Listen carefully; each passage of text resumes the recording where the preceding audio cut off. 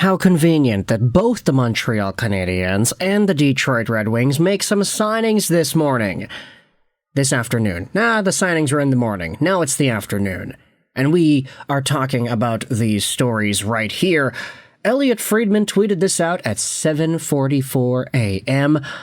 Looks like the Montreal Canadiens are going to sign Joe Veleno. I wonder if this means that they're about to trade Newhook or Doc. No, it doesn't mean that. They're just signing a guy to be an extra potential 13th forward type asset for the Habs. Pen to paper, Montreal Canadiens then tweeted this out shortly after. The Habs have agreed to terms on a 1-year, one-way contract with forward Joe Veleno. News release, Go Habs Go, Mont Blanc Boutique, Montreal. This was from 8 a.m. And you know what's interesting? One of the replies goes out there and asks the question, is this the good signing for the greatest team in NHL history? And you had Grok go out there and say this, yes, it's a solid, low-risk signing for the Habs. At $900,000 for 1 year, Joe Veleno adds depth as a versatile 25-year-old center with NHL experience, who had 17 points in 74 games last year. As a Montreal native, he brings local energy without blocking prospects. Smart move for a rebuilding team. Wow, that is actually surprisingly decent hockey analysis from Grok. Source? Matthew goes out there and asks. Let's go out there and read the press release on the Montreal Canadiens website before we dive into anything else. Joe Veleno, of course, is somebody that Red Wings fans will also have familiarity with, considering the fact that Veleno was a Red Wing ever since 2018. The 25-year-old C recorded the same amount of points that Grok went out there and said, Habs GM Kent Hughes announced on Wednesday the team has agreed to terms on a 1-year, one-way deal with Joe Veleno.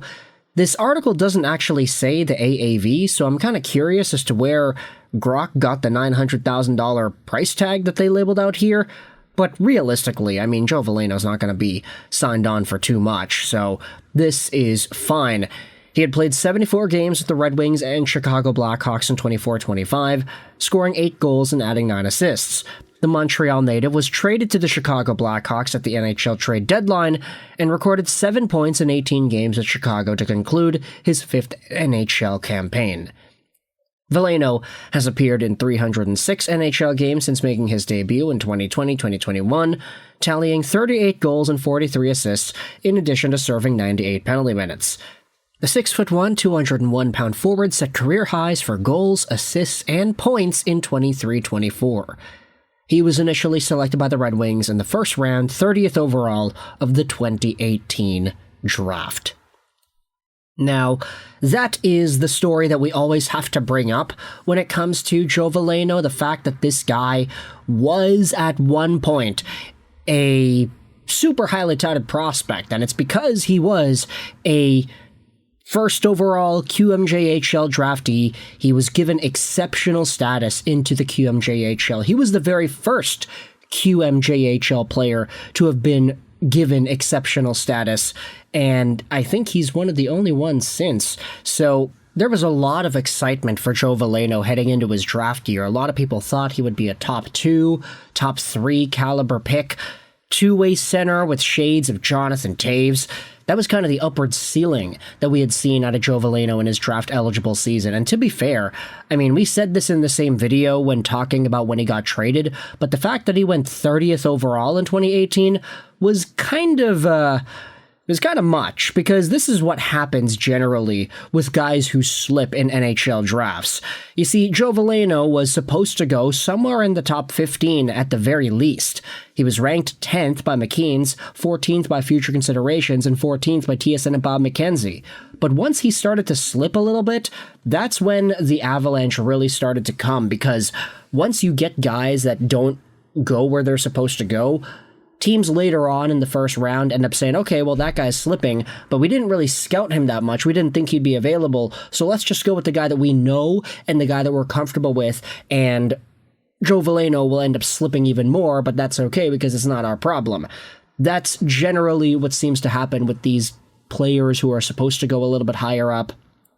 Joe Veleno was supposed to be a lot higher of a pick than 30th overall, but momentum carried him down to the bottom of that first round, and the Red Wings ended up taking him.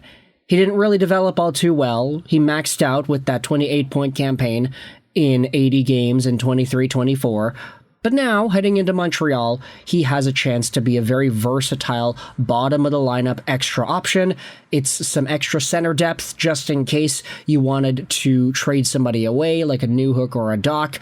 And if Joe Veleno was able to beat out guys like Jake Evans or Oliver Kapanen for forward spots in Montreal, then that sort of internal competition provides some good stability into the bottom of the lineup. I actually do find this signing as a reasonably okay deal.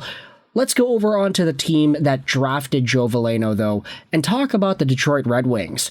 They went out there and signed Carter Bear to a 3-year entry-level contract earlier this morning, and this is a relatively fine deal.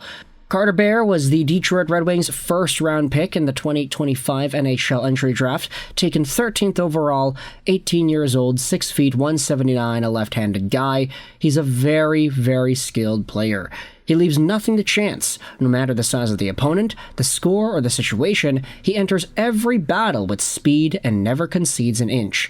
Bear's playoffs-every-night mentality also powers his offensive game, as he powers through contact to get through the net, relentlessly battles in the slot for tips and rebounds, and dominates play from the hash marks and in.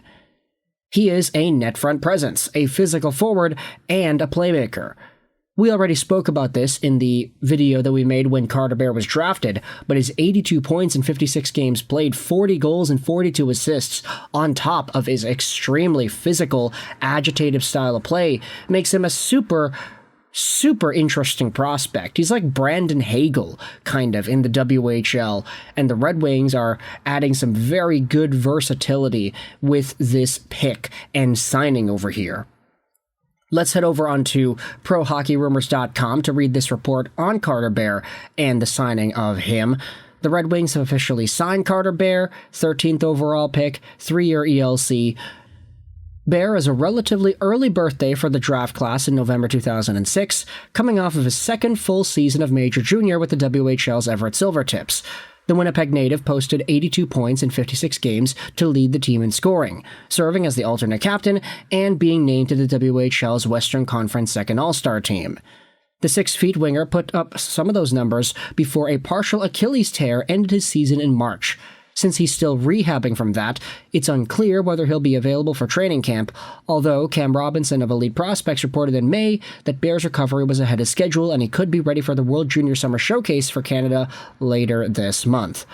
While there's likely room for fluctuation in his performance bonuses, Bear presumably signed a maximum base salary ELC that gives him a cap hit of $975,000. That cap impact could be reduced if he is subject to ELC slide in 25-26 by playing fewer than 10 NHL games, since his signing bonus for the season will be paid out regardless. Bear is the 10th player from this year's draft class to sign his ELC, and the 8th first-rounder to do so. So with that in mind, let me know your thoughts in the comment section below. Firstly, about the Montreal Canadiens signing Joe Veleno to a 1-year, one-way contract. Bottom-tier center here for Montreal, plus a former Red Wing and Blackhawk. And what are your thoughts as well on Carter Bear signing with the Detroit Red Wings earlier this morning as well?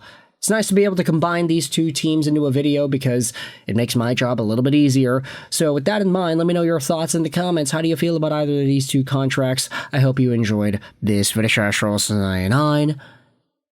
And bye.